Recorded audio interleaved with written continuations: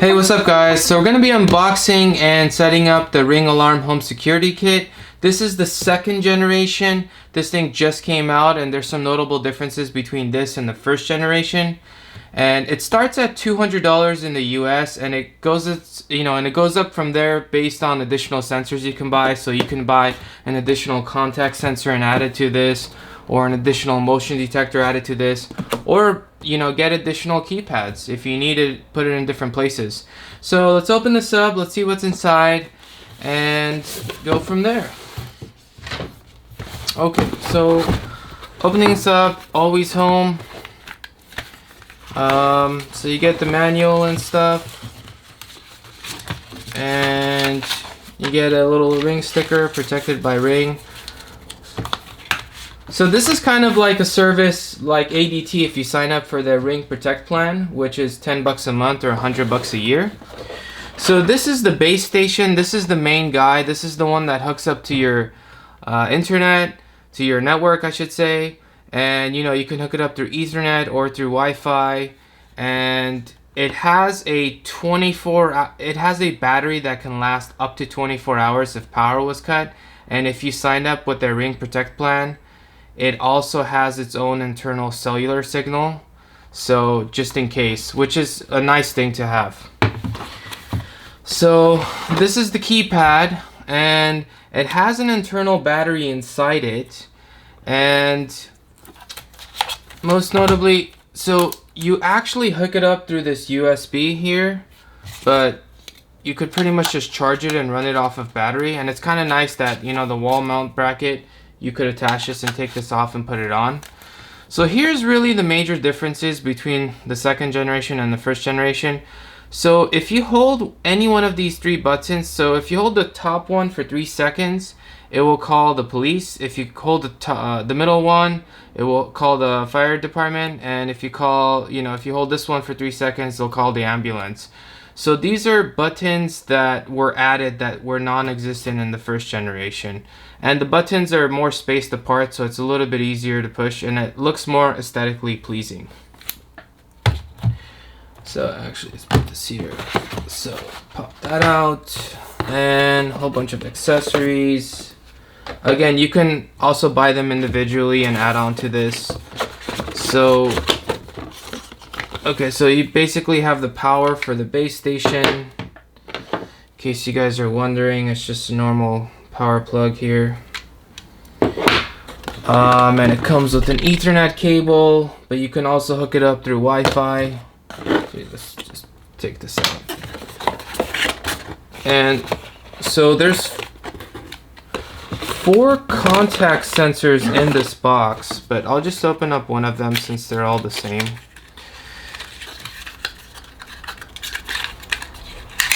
Okay,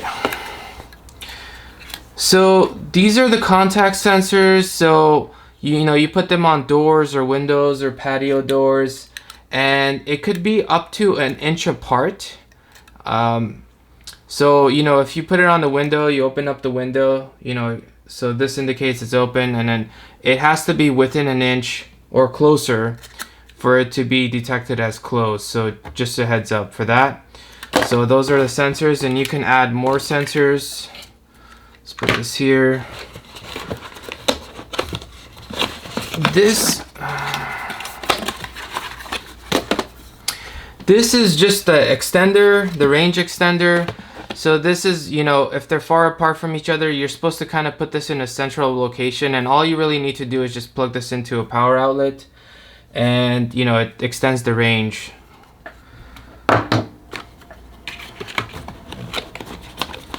This is the motion detector. So they recommend that you put these 7 foot 6 inches up high or higher if possible.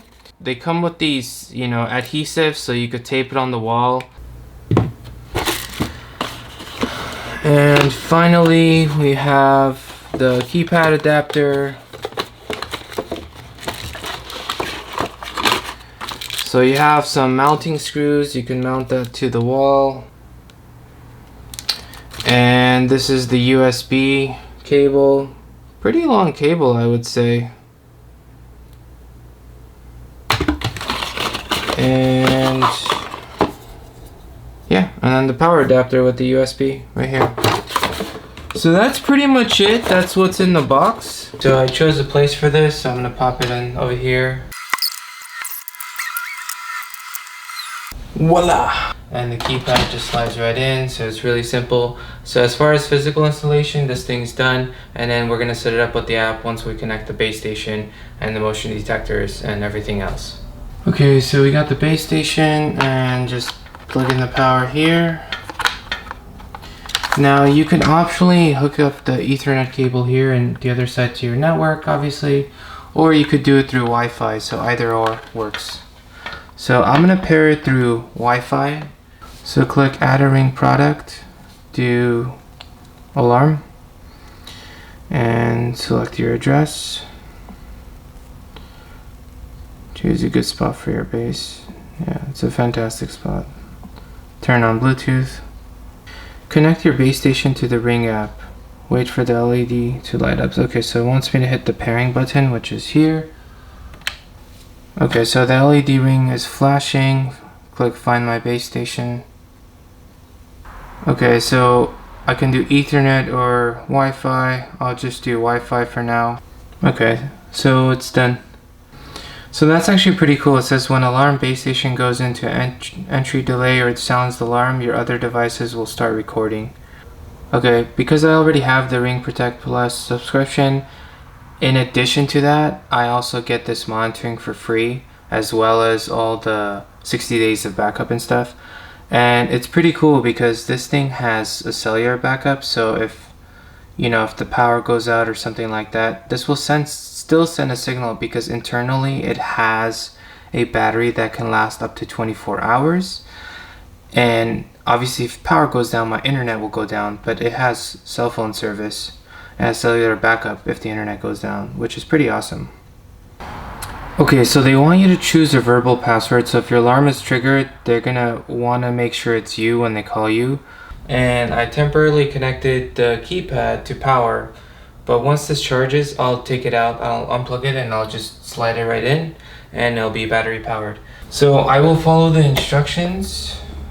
So I'm gonna call my keypad front door, continue, choose your access code. Okay, so I'm gonna set a 4-digit access code that's gonna turn it on and off. So you'll need your access code to arm and disarm the keypad. So we're gonna plug in the range extender to a midpoint. Actually, when I plugged it in, it actually automatically took it. And the motion detector is actually gonna be a really simple install because it's just double-sided tape and it's already there. So you just take out those two pieces, and I'm gonna put it in the corner right here. Voila, done. Motion detector installed. I'll pull this out so the battery gets activated. Okay. Okay, so in the case of my front door, I have the contact sensor front door. That's what I named it. So I put it over here, and it's actually pretty good because there's kind of a gap. So this is kind of sticking out more and this is sticking in. It's a little more in, but it still actually works fine. So if I open the door now, it'll say door opened. And it's actually pretty cool because I have the people camera here, it automatically actually showed the front door without me doing anything. Okay, so in order to operate this thing, just a heads up, so this is the second generation obviously. If I hold this for 3 seconds, it'll call the police. If I hold this for 3 seconds, it'll call the fire department. And if I hold this for 3 seconds, it'll call the ambulance. Now this is disarm mode, so what I do is I enter my pin. I just put a test pin for now. And then so it's disarmed. If I want to put it in home, I just type in my pin and then I do home. And if I'm gonna leave the house, so in home mode, all the indoor cameras are off, but all the outdoor stuff are on and the sensors are on. And if I do type in the pin again and then I do this, exit delay started. And then you could see that it's actually giving me time to exit. But I'm gonna cancel this because I don't want the alarm to go on right now. Disarmed. So while I did that, I entered the pin and then I pressed that to disarm the mode. You can also add guest users. You can add guest pins, so you can have more than one pin. So the pin I entered 1, 2, 3, 4 was just a guest one I entered just for testing purposes. Okay, so for my final thoughts, I really like the device, and here's why. So setup was super simple. All I had to do was add a device, and it pretty much just follows some simple instructions and say where it is and what I want to name it, and that was pretty much it. And in fact, when I added it to this one, everything that came inside this particular box was automatically in there. So all I had to do was turn on the other devices like the range extender, the keypad, and everything just automatically set up without me doing anything. I did go in there and say which room it belonged to and did rename it, but it was all automatic. Now, if it comes outside of the box, you have to add a device and scan the QR code, but again, super simple. So setup was very easy. Integration. So I like the fact that it gives you an option when the siren goes off, the alarm goes off, all the cameras or the cameras that you select can automatically start recording even if they don't detect motion, which I thought was also pretty cool in terms of integration. Another thing is the front door. When I opened it up, it noticed that the front door sensor opened and it automatically turned on my people camera and came to my phone. That was also pretty cool and surprising that I didn't think that was going to happen. Number 3, price. I have the Ring Protect plan already, which is $10 a month if you pay monthly, or $100 a year if you pay yearly, which comes out to less than $10 a month. It's like 8 something. But essentially, because I already have that and pay for it, when I got this is already included in that price. So that was one of the deciding factors for me, that I'm like, okay, I'll pay a one-time fee for this and buy the device. And because I'm already paying for the Ring Protect plan, it already includes this monitoring as well. So one thing I didn't know that I should mention is Ring sent me an email saying that in certain locations you have to register that you have an alarm, and that may be a one-time fee, maybe no fee, or maybe a recurring fee. So I haven't really looked into that, so I gotta look into that, but that might be a negative. But one positive that could happen is I think some homeowners insurances, if you get an alarm, they give you some sort of a discount for that, so it might cancel each other out. But just something to point out that I didn't know. Now, as far as responsiveness, the sensors worked really well. And even if on my front door there's kind of like a little gap where this one's kind of sticking out here, and it still works fine. So that worked. I got a notification right away, so speed wise it was fast. And the motion detector, I did a test when I walked by it, that detected it fast. And as far as usability is really simple. All you do is you type in your 4-digit PIN, and then you just choose the mode you're in, and you could customize the modes to mean certain things and mean other things.